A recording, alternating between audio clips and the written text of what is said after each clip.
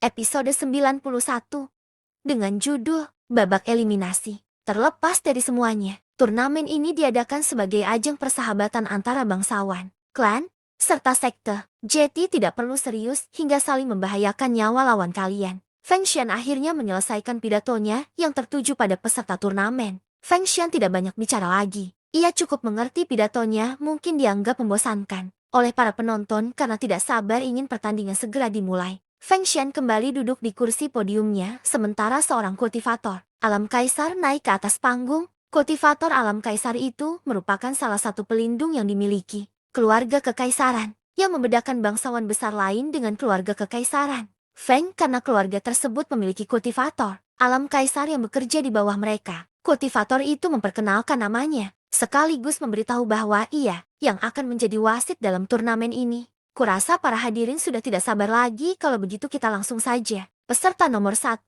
dan nomor 34 segera naik ke atas arena. Seru sang wasit. Dalam turnamen ini dibagi menjadi 3 babak. Pertama adalah babak eliminasi, kedua babak utama, dan terakhir babak final. Sekilas hanya sebentar, namun satu babak bisa berlangsung 2 sampai 3 hari, apalagi di babak eliminasi ini. Peserta yang mencapai puluhan orang juga pemicu turnamen akan berlangsung kurang lebih 1 minggu. Dalam babak eliminasi, wasit akan memilih nomor peserta secara acak. Seorang peserta bisa dikatakan lolos babak eliminasi jika mereka berhasil menumbangkan 3 lawannya secara berturut-turut. Peserta nomor yang disebutkan kemudian menaiki panggung. Kedua-duanya ternyata merupakan seorang perempuan. Namaku Hanli dari Sekte Bunga Anggrek. Mohon atas kerjasamanya. Perempuan dengan nomor 1 itu memperkenalkan diri pada lawannya. Aku Long Bian dari klan Long. Kuharap saudari mengerahkan seluruh kemampuan saat melawanku. Gadis bernomor 34 menyatukan tangannya. Wasit kemudian menengahi keduanya. Sebelum pertandingan dimulai, wasit sempat memperingatkan kedua peserta sekali lagi. Tidak harus benci atau memiliki dendam. Bertarunglah dengan adil. Ingat, ini adalah pertandingan persahabatan. Setelah kedua peserta mengangguk, wasit menyuruh keduanya berdiri di sudut arena. Ketika peluit dibunyikan barulah pertandingan pertama akhirnya dimulai. Perempuan dari sekte membawa kipas sebagai senjata, sementara gadis dari klan menggunakan pedang pendek. Keduanya kemudian bergerak bersamaan, tepat ketika peluit dibunyikan, dan mulai bertukar serangan. Rata-rata kekuatan generasi muda di sini hanya memiliki tingkatan kultivasi puncak alam spirit dan alam jiwa tahap awal, sementara yang benar-benar dikatakan jenius adalah mereka yang mencapai alam jiwa tahap 4 ke atas. Liu Yuwen mengelus dagunya sambil melihat pertandingan di atas panggung. Sejenak Liu Yuwen melirik ke salah satu kursi peserta pria yang banyak dilihat oleh penonton maupun peserta di sekitarnya. Bukan marena wajah pria itu yang rupawan saja yang menjadi pusat perhatian, tetapi kekuatannya juga paling tinggi dibandingkan yang lain. Peserta pria itu yang tak lain adalah Goyu yang berasal dari Sekte Pilar Pedang Kebenaran. Di usianya ke-17 tahun, dia sudah mencapai alam jiwa tahap ke-7. Jika mengecualikan Liu Yuwen, Goyu mungkin yang paling tinggi kultivasinya dibandingkan yang lain, serta ada kemungkinan dirinya yang akan menjadi juara. Setidaknya Rur harus mengerahkan kemampuannya agar bisa menandingi pemuda itu. Dengan demikian peluang kemenangannya masih bisa memungkinkan. Liu Yuwen menatap So Ro yang duduk di sebelahnya. Apakah ada sesuatu, Liu Gege? So Ro menyadari pandangan Liu Yuwen terhadapnya. Ah, tidak. Aku hanya terpana melihat kecantikanmu. Liu Yuwen tersenyum canggung sebelum mengalihkan pandangannya kembali ke Rina. Tanpa merasa bertanggung jawab telah membuat pipi. Sauro merona akibat perkataannya. Pertandingan antara perempuan itu akhirnya sudah berakhir dan dimenangkan oleh gadis dari sekte. Suara tepuk tangan menggema. Perempuan sekte merasa cukup gembira. Kontras dengan ekspresi gadis dari klan yang merasa kecewa bercampur kekesalan. Selamat saudari. Semoga kau bisa memenangkan turnamen ini. Gadis dari klan kembali memberikan hormatnya. Terima kasih untuk merendah Nona Long. Semoga di lain kesempatan kita bisa saling mengenal. Gadis dari sekte menanggapinya dengan sopan. Wasit kemudian mengumumkan pemenangnya. Perempuan dari klan harus turun panggung sementara gadis sekte tetap di arena sambil menunggu peserta lain datang dan melawannya. Pertandingan demi pertandingan terus berlanjut, mengugurkan sebagian para peserta, sementara sisanya yang kuat tetap bertahan dan masuk ke babak selanjutnya. Ada beberapa pertandingan yang membosankan, membuat para penonton menguap, tetapi ada juga pertandingan yang menegangkan seperti ketika kedua peserta memiliki kekuatan yang hampir berimbang. Nomor peserta 42 dan 77. Mohon naik ke atas panggung, seru wasit untuk kesekian kalinya. Liu Yuwen berdiri dari kursinya karena nomor peserta yang dipanggil yang tak lain merupakan dirinya. Liu Gege. Aku mendukungmu, ucap Soro dari samping, berusaha menyemangati Liu Yuwen. Liu Yuwen tersenyum dan mengangguk. Ia melangkah pelan menaiki panggung arena. Begitu juga dengan lawannya. Pertandingan pertama, Liu Yuwen harus berhadapan dengan seorang peserta, perempuan cantik yang memakai cadar tipis. Kenapa aku tidak merasa asing dengan gaun yang dipakai perempuan itu? Ya, hei, apa kau lupa? Itu adalah seragam dari sekte nada kehidupan. Sekte nada kehidupan? Sekte yang hanya menerima murid wanita saja bukan? Aku sudah mendengarnya sejak lama dan baru pertama kali melihatnya secara langsung. Kudengar perempuan di sana memiliki paras yang cantik-cantik. Para penonton sekejap melirik ke arah podium tempat Gong Lian duduk. Bisa dibilang perempuan yang menaiki panggung itu berasal dari sekte wanita tersebut.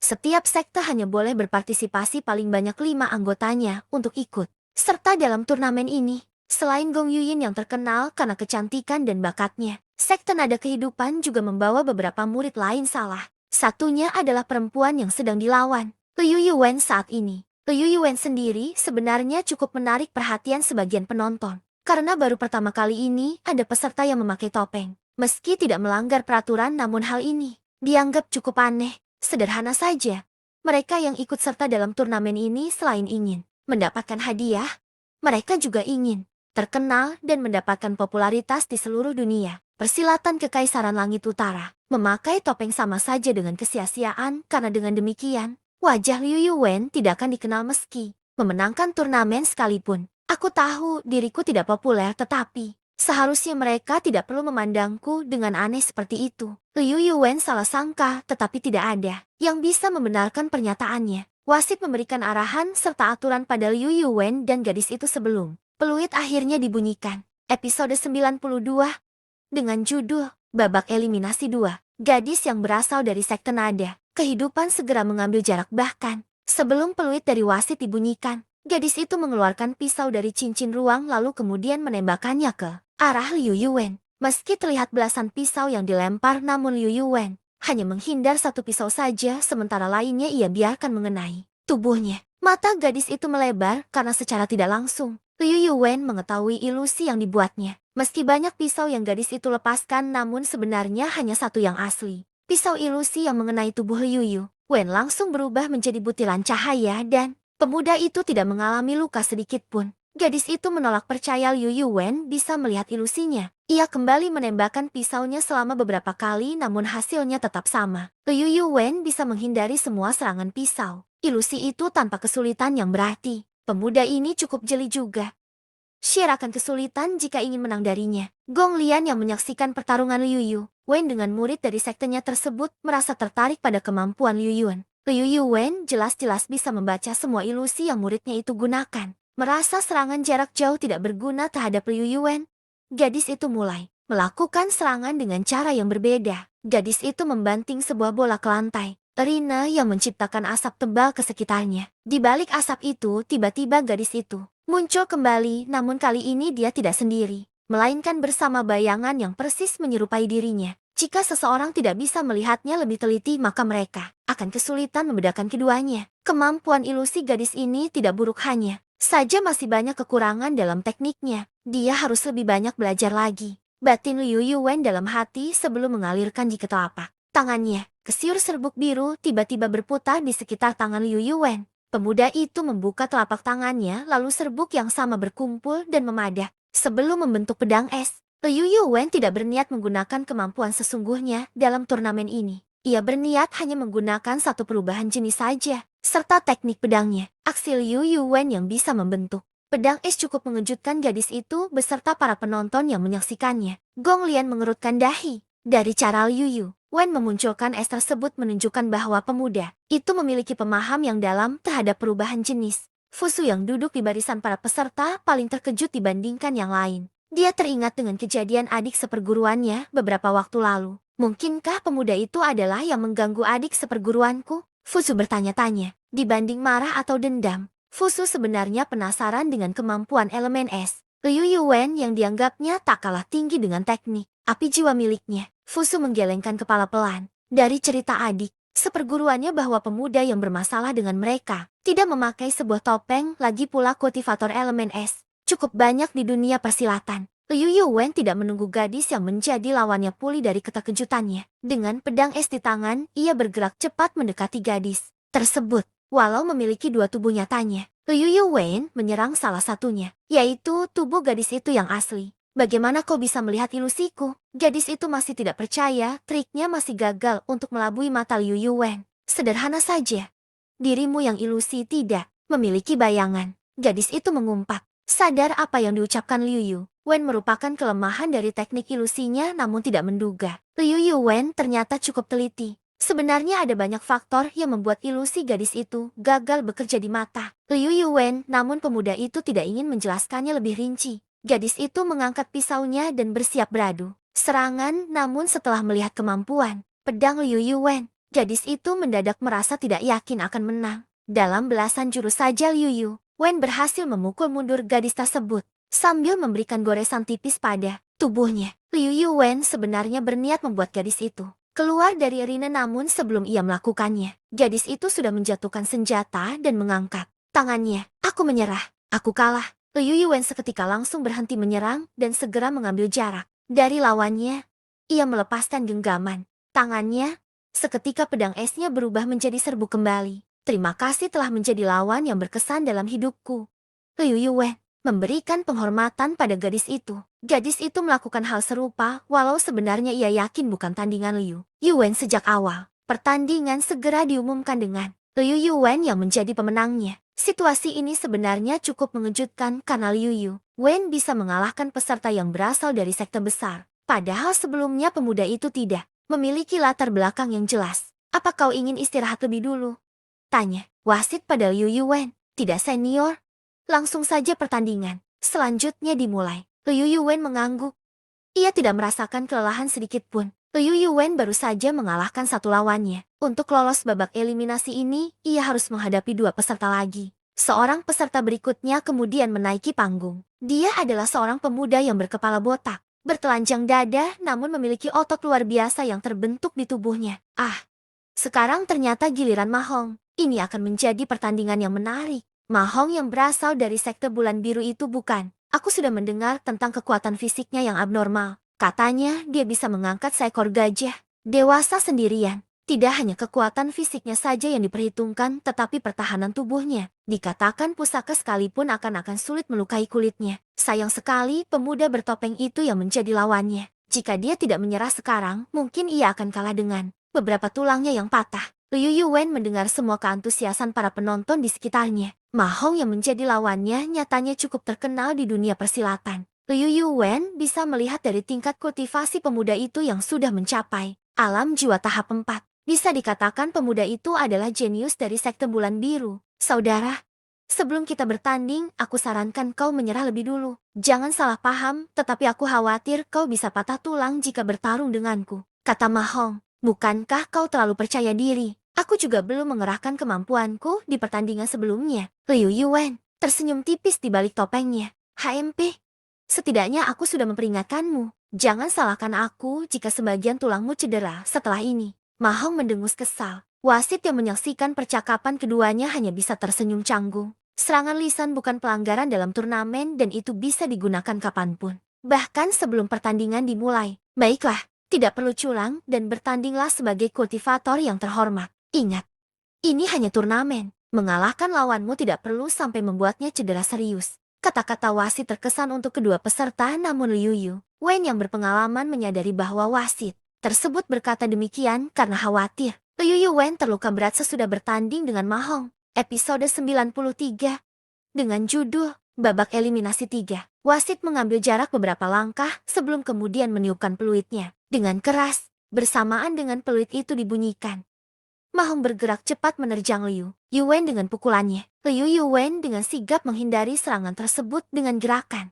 seminimal mungkin. Ma Hong sebenarnya cukup terkejut. Liu Yuwen masih bisa bereaksi, namun ia lebih fokus menyerang Liu Yuwen lagi dan lagi. Setiap pukulan Ma Hong mengandung kekuatan yang besar. Kecepatan serangannya juga patut diperhitungkan, namun di hadapan Liu Yuwen, Pukulan pria botak itu terlihat bergerak lambat. Ma Hong merapatkan giginya dengan kesal. Setelah belasan pukulannya tidak ada yang mengenai lawannya. Harus Ma Hong akui, Liu Yuan cukup lihai bisa mengikuti kecepatan serangannya. Setelah bertukar belasan jurus, Liu Yuan kemudian mulai menyerang balik. Ia menggunakan serangan tapak yang sudah dialiri energi dingin. Kudengar, murid kebanggaanmu itu memiliki teknik pertahanan tubuh yang unik. Apakah kau yang mengajarkannya? Jiao Piao mengelus janggutnya saat menyaksikan pertarungan Liu Yuan dan Ma Hong. Ya, aku mengajarkan teknik perisai besi pada Honger. Serangan fisik biasa tidak akan bisa melukainya. Niu Sashuang mengangguk pelan. Kau mengajarkan teknik pertahananmu padanya juga. Jiao Piao menggelengkan kepalanya, seolah tidak percaya apa yang dikatakan Niu Sashuang. Kalau begitu akan sulit bagi pemuda bertopeng itu mengalahkan muridmu. Aku juga berpikir demikian, tapi serangan tapak pemuda itu tidak biasa. Aku yakin dia sedang merencanakan sesuatu. Dalam waktu singkat, Liu Yuan dan Ma Hong sudah beradu puluhan jurus. Liu Yuan berhasil mendaratkan sebagian besar serangannya sementara Ma Hong masih belum bisa menyentuh Liu Yuan sedikit pun. Kau mungkin merasa menang setelah berhasil memberikan belasan serangan padaku. Tetapi asal kau ingat, aku mempunyai pertahanan yang jauh lebih kuat dari yang kau pikirkan. Ma Hong tersenyum mengejek. Ma Hong sebenarnya sedang menutupi kemarahannya. Akibat tidak ada pukulannya yang berhasil mengenai pemuda itu, Ma Hong cukup yakin bisa mengalahkan Liu Yuan dalam satu pukulan. Masalahnya sekuat apapun tinjunya tidak akan berguna jika tidak mengenai targetnya. Tidak peduli kombinasi pukulan apa yang Ma Hong gunakan, Liu Yuan bisa menghindari semua serangannya dengan mudah. Hal ini membuat Ma Hong frustasi dan geram dalam waktu bersamaan. Liu Yuan tidak membalas provokasi Ma Hong. Ia terus memberikan serangan tapak pada pemuda botak tersebut. Butuh setengah menit untuk Ma Hong merasakan efek dari tapak Liu Yuan. Secara tiba-tiba Ma Hong merasakan sensasi dingin di bagian dada dan perutnya. Ketika Ma Hong melihat ke tubuhnya, pemuda botak tersebut terkejut sesudah menyadari sebagian besar kulitnya sudah membeku. Ma Hong mengumpat dan emosinya memuncak. Kau! Ma Hong mengalirkan gigi ke tangannya sebelum melepaskan pukulan ke arah lantai Rina. Suara dentuman terdengar keras diikuti getaran tanah ke sekitarnya. Pukulan Ma Hong begitu kuat hingga membuat lantai Rina retak dan menimbulkan debu yang lumayan. Liu Yuan melompat mundur sesaat sebelum pukulan itu terjadi. Ia menepuk-nepuk jubahnya pelan. Ekspresinya terlihat masih tenang. Apa yang kau lakukan? Tak lama debu menghilang. Terlihat Ma Hong yang tampak murka pada Liu Yuan. Para penonton kemudian baru menyadari kulit Ma Hong sudah sebagian membeku. Mereka melihat ke arah Liu Yuan dan merasa takjub pada pemuda tersebut. Ma Hong berusaha menghancurkan es itu, namun ia gagal melakukannya. Tidak hanya kulitnya saja yang membeku, tetapi bagian dalam tubuh Ma Hong sudah dibekukan oleh Liu Yuan. Aku menyadari kau memiliki pertahanan yang sangat kuat, maka sebab itu, aku melemahkannya dengan membekukan kulit dan sebagian aliran darahmu, jawab Liu Yuan sambil mengangkat bahunya. Kurasa akan sulit melawanmu jika saat ini kau memakai pakaian. Tentu saja Liu Yuan berbohong. Jika ia serius, Liu Yuan bisa mengalahkan Ma Hong dengan sekali serangannya, namun pemuda itu tidak melakukannya karena akan terlalu menarik perhatian, apalagi Ma Hong termasuk jenius di kekaisaran ini. Lagi pula, dengan teknik elemen esnya, Liu Yuan sudah cukup untuk mengalahkan pria berkepala plontos itu. Pemuda ini lebih mengagumkan dari yang aku kira.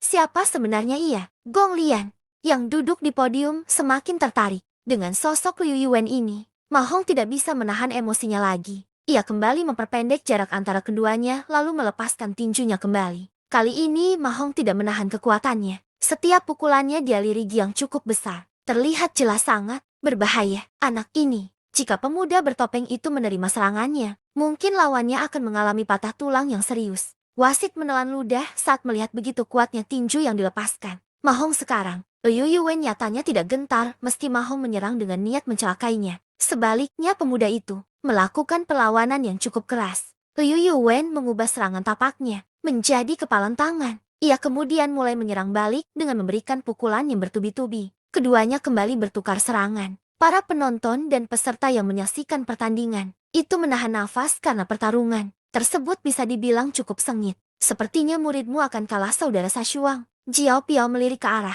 patriark sekte bulan biru tersebut. Niu Sashuang tidak membantah, melainkan menghela nafas cukup panjang. Turnamen kali ini, Honger kurang beruntung. Dia harus bertemu dengan sosok yang lebih berbakat darinya. Sejak awal Niu Sashuang tidak berharap banyak bisa menjuarai turnamen. Ini mengingat ada yang lebih berbakat dari Ma Hong seperti Guoyu atau Gong Yuin yang sudah dikenal luas. Hanya saja, ia tidak menduga murid berbakatnya itu akan gugur di pertandingan awal babak eliminasi. Niu Sashuang bisa melihat Liu Yuwen mendominasi pertarungan itu dibandingkan muridnya. Setiap pukulan Liu Yuwen terus terarah pada titik yang sama, yaitu ke arah perut Ma Hong yang sudah membeku. Karena aliran darahnya sudah dibekukan membuat Ma Hong tak bisa mengalirkan di ke bagian kulitnya yang membeku. Alhasil Ma Hong tidak dapat menggunakan teknik perisai besinya dengan benar. Liu Yuwen terus memberikan pukulan demi pukulan hingga di serangan yang terakhir. Ma Hong tiba-tiba jatuh berlutut, memegangi perutnya. Liu Yuwen hendak memberikan pukulan lainnya sampai Ma Hong tak sadarkan diri, tetapi wasit segera muncul dan mencegahnya. Wasit mengetahui bahwa Ma Hong sudah tidak memiliki kekuatan lagi untuk meneruskan pertarungan, sehingga ia langsung mengumumkan kemenangan terhadap Liu Yuwen. Suara tepuk terdengar memenuhi udara. Pertandingan Liu Yuwen dan Ma Hong bisa dikatakan cukup seru hingga membuat yang melihatnya sampai lupa bernafas. Pandangan semua orang terhadap Liu Yuwen kini mulai berubah, terutama bagi para peserta turnamen. Mereka mulai menganggap Liu Yuwen adalah lawan yang sebaiknya harus diwaspadai. Liu Yuwen sendiri sebenarnya tidak terlalu bahagia menyambut kemenangannya. Sederhana saja, sejak awal ia sudah percaya diri akan menang, bahkan menjuarai turnamen ini, sehingga kemenangan ini bukan sesuatu yang bisa Liu Yuwen banggakan. Sampai jumpa dan tunggu kelanjutannya.